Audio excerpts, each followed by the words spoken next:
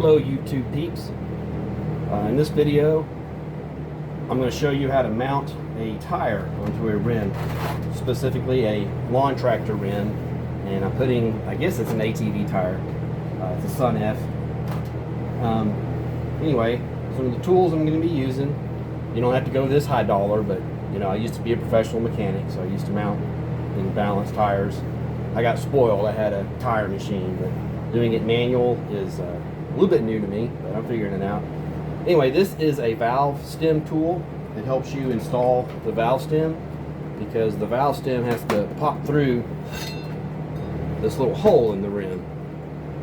And if you see that little groove right there, that gets sandwiched, or the rim itself gets sandwiched in there, and that's what seals it up.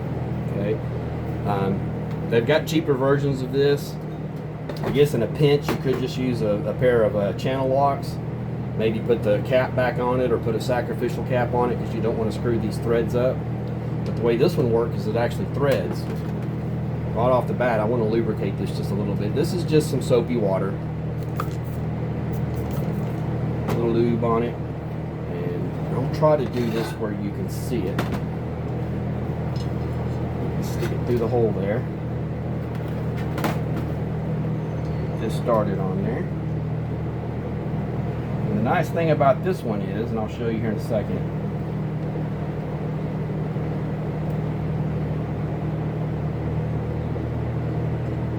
is it's got this little like hard rubber with all these different notches. That's to help you grab the actual rim itself and pry to pop it in there. So I will try to do this where you can see it. Doesn't take much, especially when you lube it up. Boom, and it just pops right in there. And you can unthread this.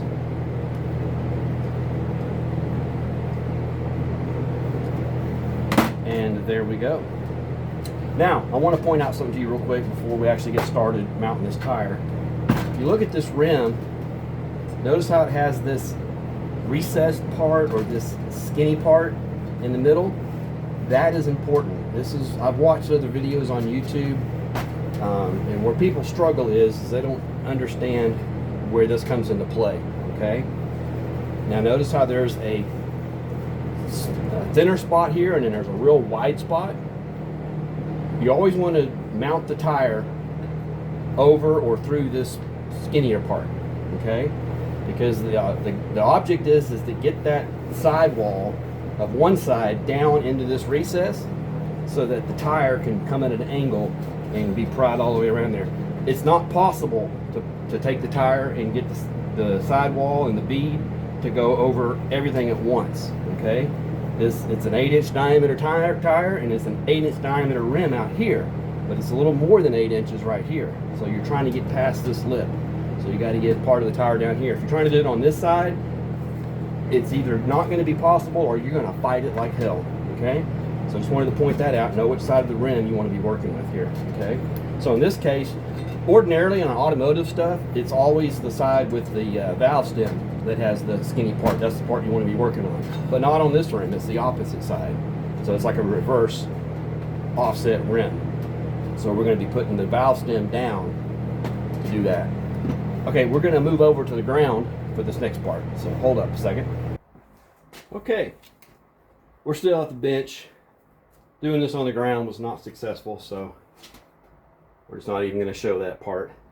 Now, I don't even have a manual tire changer, which you can buy at places like Harbor Freight, or I'm sure you can order them from Amazon.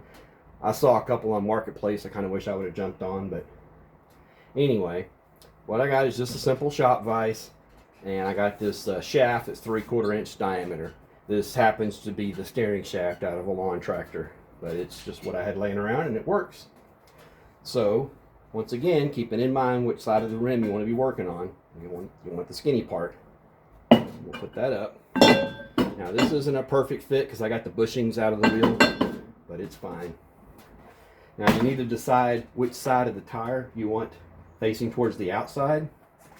And this tire, it does not matter. The tread is not directional, so you can mount it either way. And I've got kind of this little ugly spot here that I'm sure would clean up, but I'm just going to throw that towards the outside for no other reason just than that. Now I've already lubed it up because I had it on the ground trying to do this and it didn't want to cooperate, so might as well do it up here. Because the method, I was hoping I could just get it to pop on with no tools. Usually this first bead, you can just slip that right on there. Even on a tire machine, I usually have good luck just getting that first bead on without actually using the moving parts of the machine. But sometimes you can just get it in here like this, and get this side down and kind of put your knee right here and just slide it right over there. But it doesn't want to do that. So, get this out of the way. Got me a couple of tire spoons. Got these at Harbor Freight. I think they're like $9 a piece. Next time I'm at Harbor Freight, I'm gonna pick up another one to have 3 because sometimes it's useful to have 3. So I just use a pry bar in place of an additional one. So even with that all being said, this first bead can go on relatively easily, but it's just not wanting to. Now the other one I already did one of these, and I scratched my pretty paint job up. So I guess the lesson to be learned is don't paint the outside of these rims until after the tire's on.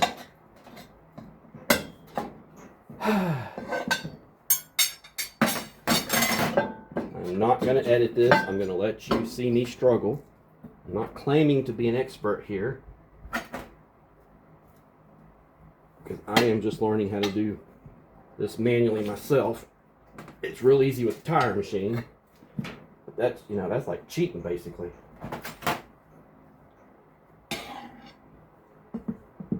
Now this is where having multiple tire spoons comes in. Now I'm just trying to take little bites here. I'm holding the bead over the rim with this one.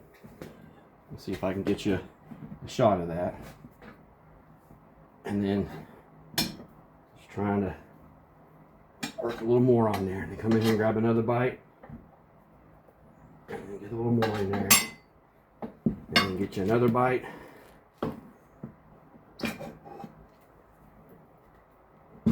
Work a little more on there. Now, let's see if we can get this to work with just the 2. I may have to grab the 3rd one. There we go. Once it got to a certain point, it slipped the rest of the way on there. Now, this is where it gets a little tricky. And this is where you want a pair of vice grips. Just normal old vice grips. I'm not going to use this because I scratched the rim up anyway, and it wasn't because of this. So what you want to do is just grab you the little lip of the bead of the rim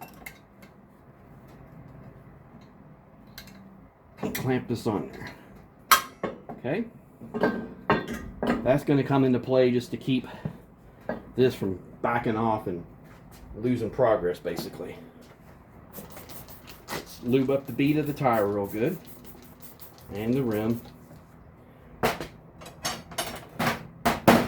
keeping in mind that we're trying to keep this part of the tire down here in this void. I guess that's the best thing to call it. Sorry, I have to keep wiping sweat off me. It's like 90 degrees. We're going up to 94 today. Here it is, March 20th, I think, whatever today is. And we're either going to tie the record high or we're going to beat the record high. Ridiculous. But that's Texas in springtime. We can get a freeze in April, or we can get 100 degrees in April. I've seen that. But anyhow, moving on. You see how it just kind of wanting to slip and slide around? And it's where you got to get a second spoon going. I wonder if maybe even a second pair of vice grips would be nice. I might try that. But you're just trying to work this around. You're gonna have to put yourself in some goofy situations. Nope. Alright, let me try this. Let me take a bigger bite to get this first part going.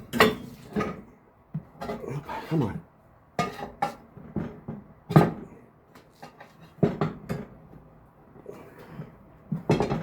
watched some videos where guys can just boom, boom, boom, pop this right on. This is only my 4th tire using this manual method, so.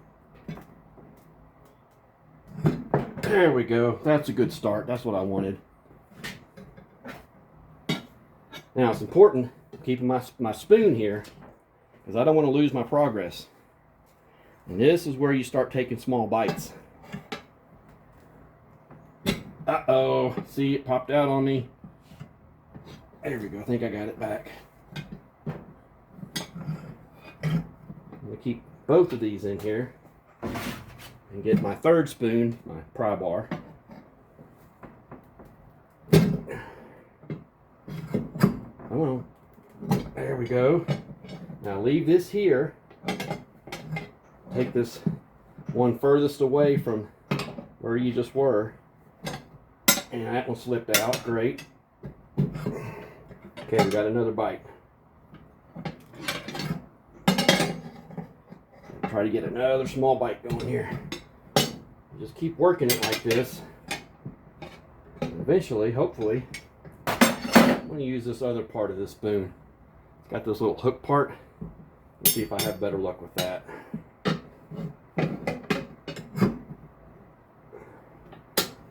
Not really. It's just wanting to.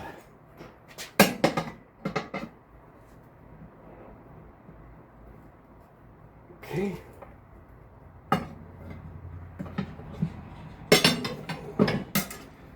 Nice to have 3 hands sometimes. And for me, it'd be nice to have 2 legs. But we're not going to talk about that.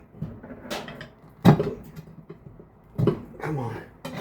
Keep slipping off the rim. The tire actually wants to go. Maybe I got too much lube going. There we go. Oh, come on. That was good. I had a good bite going. There we go. I know it may not look like it, but we're getting there.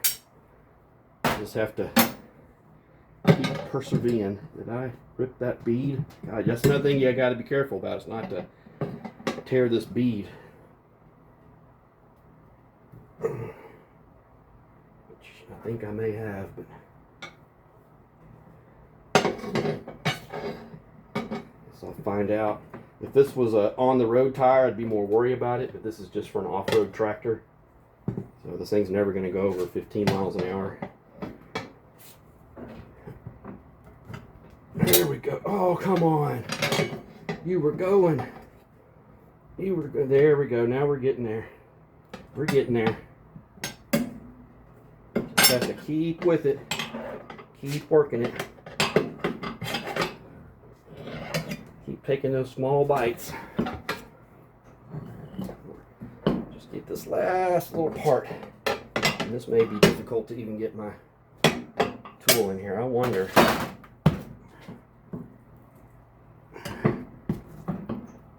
There we go. There it is.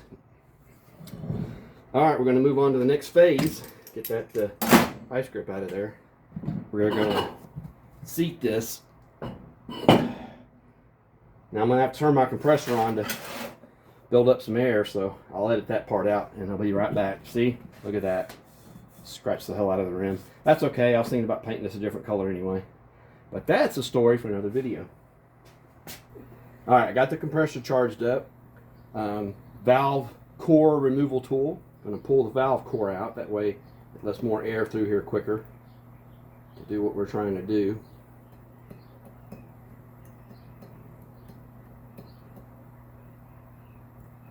Okay, set that aside. That hit the ground. That's good. I'm just trying to get this tire close to being on the bead as possible. That's better. And then put the ratchet strap. Go around the tire.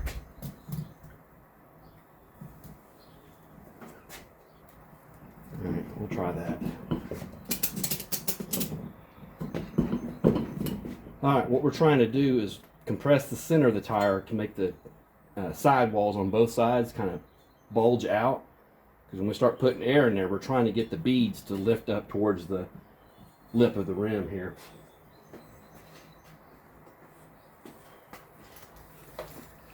Put air to it and hopefully it'll start seating. Alright, you hear that air escaping out of the bottom here. I can feel it. So you just kind of, there we go. I got it started. I like to stand back out of the way just in case the tire explodes.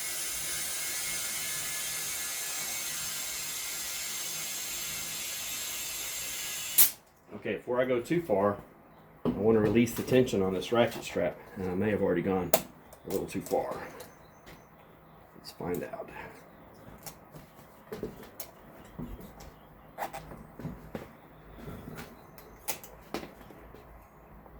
Yeah. Oh yeah. So let me let the air out of the tire.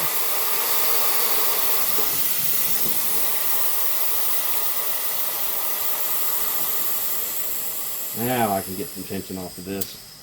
We're just going to go ahead and remove the ratchet strap completely. And since I got the bead seated, I'll go ahead and put the core back in it.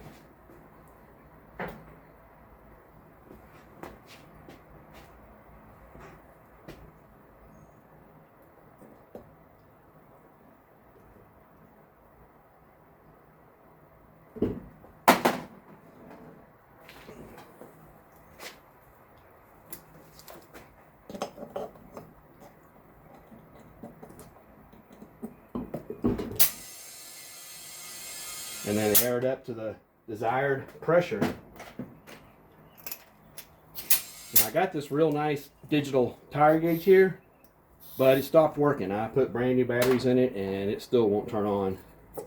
So I don't know if she's dead or if there's a reset procedure, but I have to just do it like normal and put a manual gauge on there. That's about 5.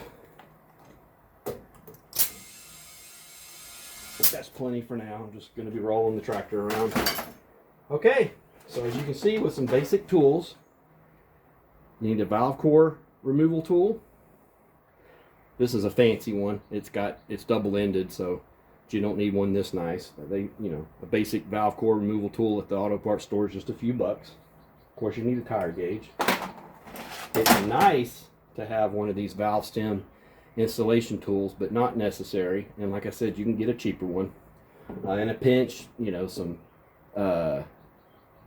some vice grip pliers or some channel lock, something like that. Just be careful not to screw up the threads to pull that stem through there and get it to seat. A couple of $9 tire spoons, probably 3. I recommend 3. I wish I'd have gotten a 3rd. And a pair of vice grips. And that is all the tools I used. Manual tire changer would be nice to have, but the method I just used right here proves that it works without it. I wish I would have videoed. Let me move the camera here. I wish I would have videoed when I put those suckers on the back tires. Now those were a fight. I should have videoed me doing one of those, and I should have videoed dismounting the tires, because that's a whole nother process, but that'll be another video the next time I got to dismount a tire. But just wanted to do this video real quick. I hope it helps somebody, and that's it for now.